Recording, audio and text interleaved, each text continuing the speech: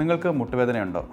Steps കയറുമ്പോൾ ബുദ്ധിമുട്ടുണ്ടോ? സാധാരണയുള്ള options ഗുളിക കഴിക്കുക, ഫിസിയോതെറാപ്പി ചെയ്യുക, ലാസ്റ്റ് ഓപ്ഷനായിട്ട് സർജറി. എന്നാൽ സർജറി കൂടാണ്ട് നമുക്ക് മുട്ടുവേദനയ്ക്ക് ചികിത്സ ചെയ്യാൻ പറ്റും എന്ന് പറഞ്ഞാൽ നിങ്ങൾ വിശ്വസിക്കുമോ? ജെനിക്കുലർ ആർട്ടറി എംബലൈസേഷൻ അഥവാ GAE. ഓസ്റ്റിയോ ആർത്രൈറ്റിസ് എന്നത് മുട്ടിലെ തേയ്മാനം മാത്രമല്ല, മുട്ടിൻ്റെ ഉള്ളിലുണ്ടാകുന്ന വീക്കം മൂലം പുതിയ ബ്ലഡ് വെസൽസ് ഡെവലപ്പ് ആവുന്നു, അവിടെ പുതിയ നെർവ് എൻഡിങ്സ് ഡെവലപ്പ് ആവുന്നു. ആ നെർവ് എൻഡിങ്സ് മൂലം ഉണ്ടാകുന്ന വേദനയാണ്.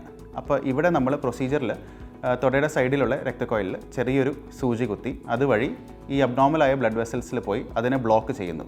ഇത് കാരണം നോർമൽ പോകുന്ന ബ്ലഡ് വെസൽസിനെ നമ്മൾ ബ്ലോക്ക് ചെയ്യുന്നില്ല. ഈ അബ്നോർമൽ ബ്ലഡ് വെസൽസിനെ ബ്ലോക്ക് ചെയ്യുന്നത് കൊണ്ട് വേദനയ്ക്കുള്ള നല്ല രീതിയിലുള്ള കുറവും ഉണ്ടാവും.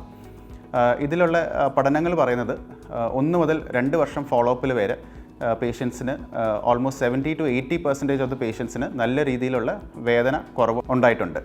ഇതൊരു സർജറി അല്ല, അപ്പോൾ കാലിൽ വലിയ മുറിവുകൾ ഉണ്ടാവില്ല, സ്റ്റിച്ചസ് ഉണ്ടാവില്ല. സെയിം ഡേ തന്നെ നമുക്ക് ഡിസ്ചാർജായി വീട്ടിലും പോകാം.